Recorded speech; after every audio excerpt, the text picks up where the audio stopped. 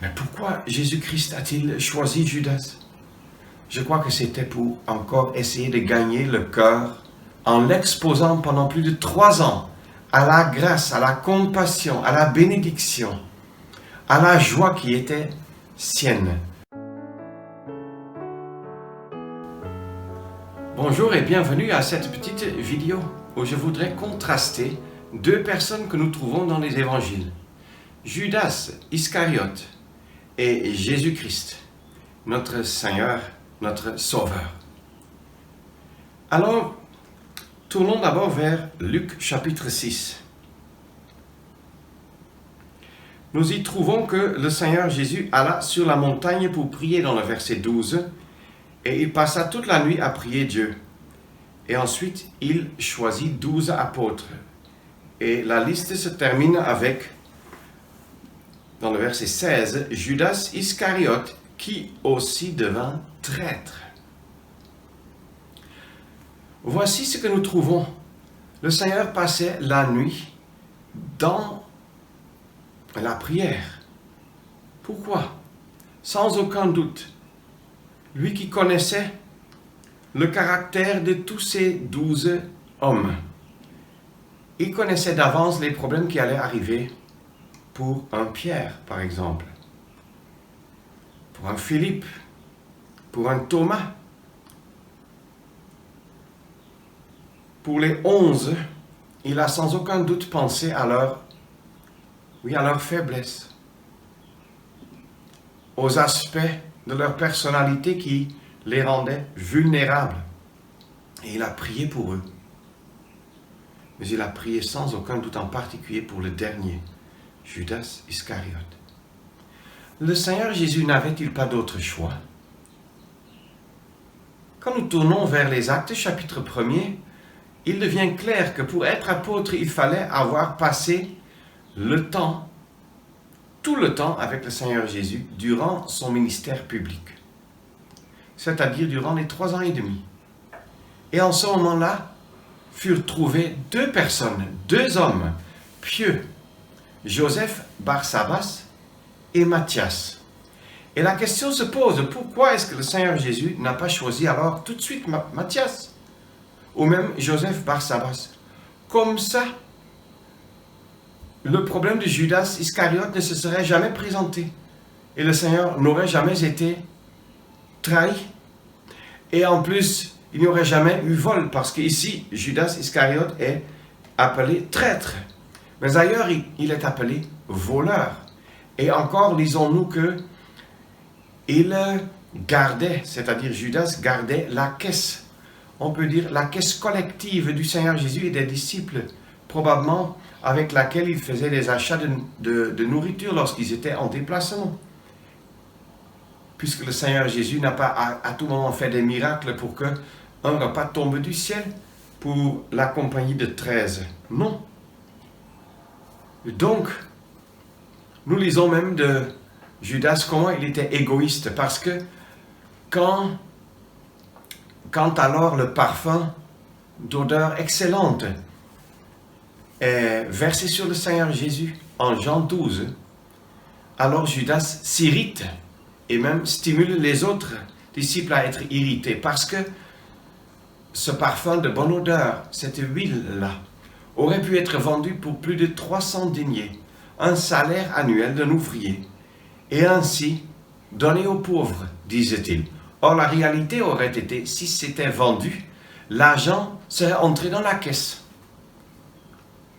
Et non seulement Judas était traître et gérait en même temps la caisse, mais aussi il prenait de l'argent dans la caisse. Et les 11 autres n'ont rien remarqué. Cela nous montre déjà combien nous devons être prudents avec tout ce que nous avons à gérer collectivement, que ce soit la caisse de l'Assemblée, bien que ce soit une caisse quelconque dans l'œuvre du Seigneur, que nous soyons toujours plusieurs là-dedans. Qu'on soit toujours plusieurs là-dedans, dois-je dire. Donc, Judas, un traître, Judas, un voleur, un égoïste, qui n'a pas même voulu que son maître soit honoré par cette femme en Jean 12, par Marie de Béthanie. Il a plutôt méprisé cet acte. Voilà quelques caractéristiques de Judas. Alors, on peut seulement dire, mais pourquoi Jésus-Christ a-t-il choisi Judas? Je crois que c'était pour encore essayer de gagner le cœur corrompu de cet homme que le Seigneur Jésus connaissait déjà. En l'exposant pendant plus de 3 ans à la grâce, à la compassion, à la bénédiction, à la joie qui était sienne. Alors, le Seigneur Jésus a fait un effort pour gagner cette personne. Et lorsqu'il s'est,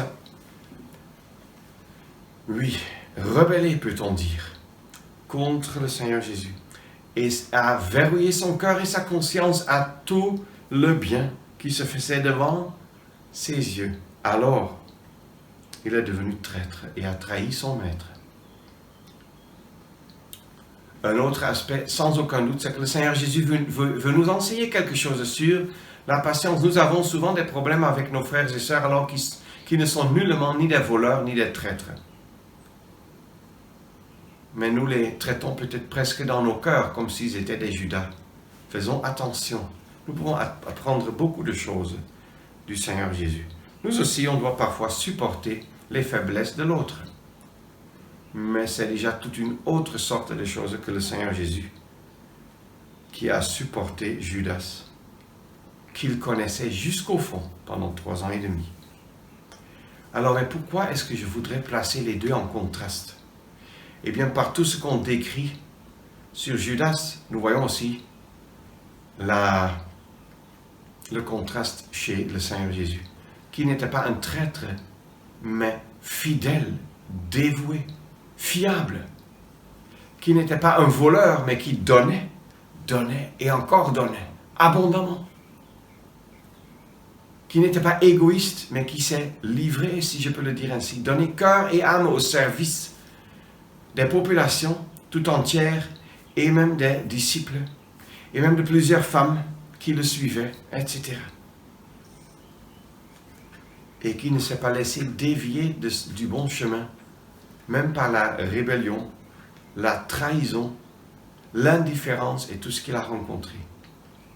Alors, je voudrais aussi parler du nom. Judas, c'est la forme grecque de Judas dans l'Ancien Testament. Judas veut dire quelqu'un qui loue Dieu, ou bien qu'il soit loué. Et avec cette personne, Dieu a indiqué que Dieu soit loué. Judas avait un nom qui était très beau, mais il vivait pour se donner à lui-même la gloire, pour se louer et se recommander lui-même, pour se faire voir, pour se faire ministre de Finances.